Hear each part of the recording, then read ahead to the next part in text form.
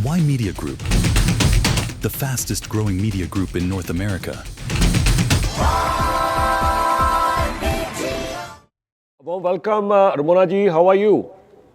I'm doing well. It's great to be on here with you all. Thank you for having me. Thank you. Thank you so much. A warm welcome once again. Why don't we straight away dive into the foreign policy thing? Welcome once again on Why Media Foreign Policy Report.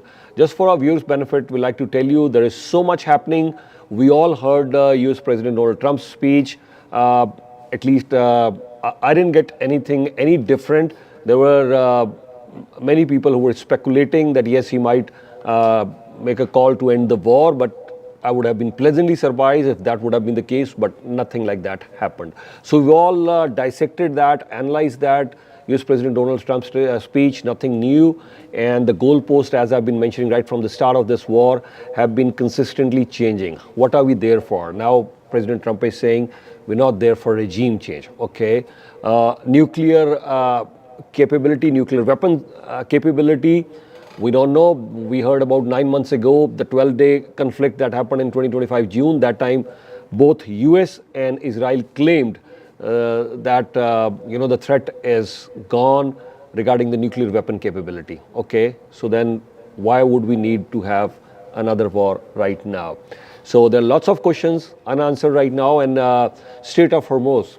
Now we're saying let's open the Strait of Hormuz. It was already open. Everything was flowing through that area. Now we're trying to open that. So have we really created a problem? And last time we discussed so many important issues. Why did US enter into this war? How will this war stop? When will this war stop? Again, I must say this, that as far as I'm just speculating over here. It could be 2 to 4 months, but my speculation is certainly based on certain things that I've been reading in the media outlets, and that's how I'm analyzing. But I think 2 to 4 weeks it will take. That's what we mentioned last time. But how will it end? And will Israel agree? Will Iran agree? Will US announce that? And of course, we'll talk about how this war is affecting a common person. Whether you are in US, whether you are in Canada, you can't say, or in Europe, we cannot say that yes, this war doesn't affect us at all. Absolutely not, other than the humanitarian crisis which is unfolding in front of our eyes. Our heart goes out for them.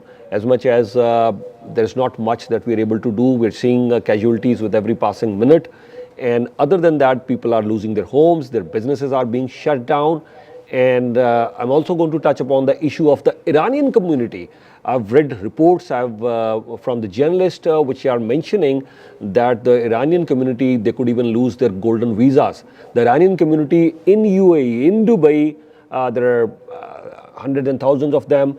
They're facing serious challenges. They thought this is our home, they have their businesses, and now some of their businesses have been shut down, and there are so many serious challenges for the Iranian community in UAE. So that's another aspect I would like to cover. And are all the Israelis, are they all happy with this war? What percentage of Israelis they think this war is good? And what will it take to stop the war? So a series of questions, but before we start into this discussion, and we'll try to answer all these questions for you, Ramona ji, your overall take, what's happening right now? Please go ahead. Yes, there's a lot of moving parts, as you have identified. There's the regional war that's happening in the Middle East, as well as how it's affecting the global community. And then we can't, of course, forget what's happening in Lebanon. They're having a massive occupation in southern Lebanon, which is about 10% of their land. Israel is going to occupy all of southern Lebanon till the Litani River. There is about over 600,000 Lebanese people who have been displaced and are not allowed to go back to their homes. So while, the devastation continues with the Middle East war, with Iran, US, and Israel, there's a massive thing happening right now that we don't really hear many of our world leaders, our G7 leaders, our NATO leaders, our UN leaders, and all the different organizations that we've created in society to be able to have civilization and sovereignty for nations. So they're pretty much staying quiet on this. The European Union isn't really doing much about this. Lebanon is their neighbor. It's right there. So it is a bit devastating to see how that's unfolding in the whole midst of things, and it's not getting as much news attention as well because Lebanon's not able to defend itself like we're seeing happen, and it doesn't have the level of strategic access to oil and the natural resources and to be able to close off what we're seeing in the Strait of Hormuz, which affects the global community, to then put pressure on the United States. Lebanon doesn't have those advantages that Iran has had in these past few weeks to be able to make this a global conversation as well. So that's one major thing to identify here as well.